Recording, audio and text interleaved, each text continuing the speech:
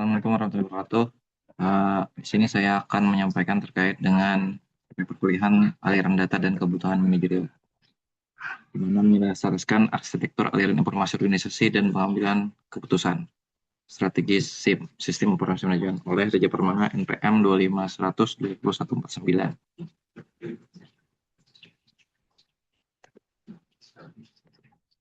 Adapun yang pertama itu terkait dengan pemodelan aliran informasi, di mana membahas bagaimana data mentah dikumpulkan, proses mengadu konversi dan informasi menjadi laporan terstruktur.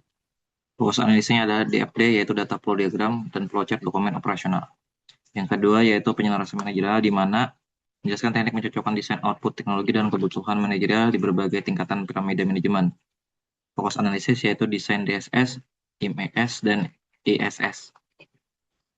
Konsep aliran data flow, bagaimana informasi bergerak di dalam sistem.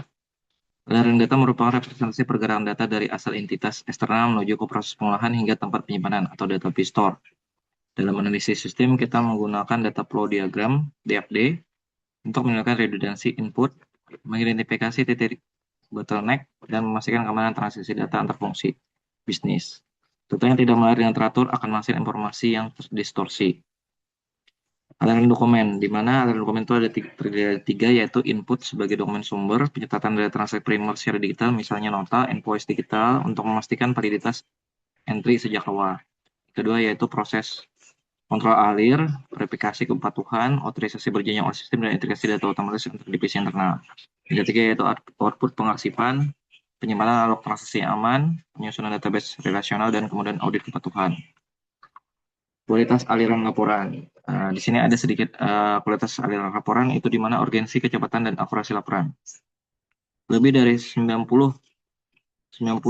keputusan taktis salah disebabkan oleh keterlambatan penyajian atau distorsi aliran laporan operasional. Laporan yang baik harus memiliki aspek akurasi, relevansi, dan tepat waktu agar benar tinggi bagi manajemen. Secara formulasi itu disampaikan melalui P-info sama dengan UD-info itu dikurang UD prior dikurang C. Di mana P-info itu adalah nilai bersih dari informasi baru tersebut bagi organisasi setelah dikurangi seluruh biaya operasionalnya. UD-info adalah nilai kemanfaatan, utility, atau keuntungan dari keputusan yang diambil setelah manajer menerima informasi baru dari sistem yang Anda rancang. Laporan dari sistem membuat keputusan menjadi lebih akurat dan minim risiko. UD prior, utility of decision with the prior knowledge, artinya nilai kemanfaatan atau keuntungan dari keputusan D berdasarkan pengetahuan awal, prior knowledge alias keputusan yang diambil tanpa atau sebelum adanya sistem atau informasi baru tersebut. Nah, yang ketiga yaitu C, cost of information, alias seluruh biaya dikeluarkan untuk memperoleh informasi baru, biaya infrastruktur TI, lisensi, software, hingga waktu pengolahan data. Kesesuaian rancangan dengan kebutuhan manajerial, menganalisis kegagalan SIM yang diperan oleh ketidaksesuaian desain sistem dengan level kebutuhan informasi pengguna. Kebutuhan informasi berdasar level. Jadi ada 3 level, di mana ada operational level, tactical level, strategic level. Operational level itu membutuhkan data informasi yang sangat mendetail, real time, terstruktur, dan berulang tinggi untuk kebutuhan operasional harian. Sedangkan tactical level, DMIS atau DSS, itu membutuhkan data teragregasi, tren mingguan atau bulanan, dan simulasi skenario keputusan taktis untuk evaluasi kinerja divisi. Di strategic level atau ISS dashboard membutuhkan ringkasan performa makro, performance indikator, visualisasi interaktif cepat, dan proyeksi data eksternal industri. Jadi ada 3 dan proyeksi berdasarkan level. Nah, kalau matriks kebutuhan sistemnya itu sesuai dengan tingkat manajemennya, di mana kebutuhan aliran datanya kalau di strategis itu ringkas dan prediktif. Kebutuhan dokumennya otorisasi kebijakan, jenis laporannya, outputnya itu adalah dashboard eksekutif. Sedangkan di taktis atau manager level, itu agregat dan kebutuhan aliran datanya agregat dan kooperatif, kebutuhan dokumen disposisi dan evaluasi, jenis laporan atau outputnya adalah laporan analisa tren.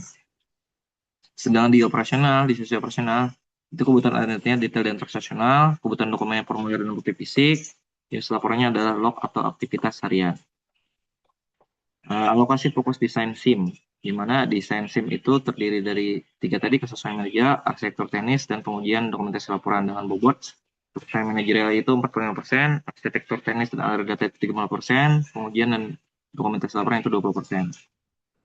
Sebuah sistem informasi manajemen tidak dinilai dari kecanggihan teknologinya, melainkan dari seberapa baik kualitas keputusan manajer yang dihasilkan darinya. Jembatan bisnis dan TI, peran strategis analisis SIM, mahasiswa dan lulusan manajemen dididik khusus untuk memahami kedua dunia yang kerap bertolak belakang. Tugas utama kita adalah memetakan aliran dokumen teknis dan data mentah yang kompleks, lalu mendesainnya agar secara presisi menjawab kebutuhan bisnis real dan dari manajemen organisasi. Mungkin itu yang dapat saya sampaikan. Terima kasih. Assalamualaikum warahmatullahi wabarakatuh.